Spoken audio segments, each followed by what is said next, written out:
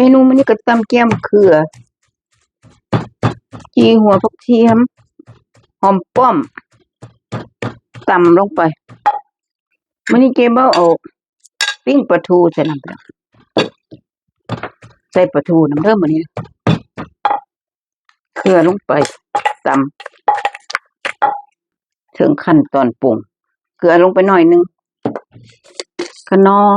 2 บวงกาแฟแป้งนัวใส่หลายแซ่บหลายใส่หน่อยแซ่บหน่อย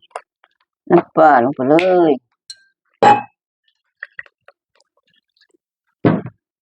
น้ำปลาแดกลงไปเลยตำยุ่งย่างให้เข้ากัน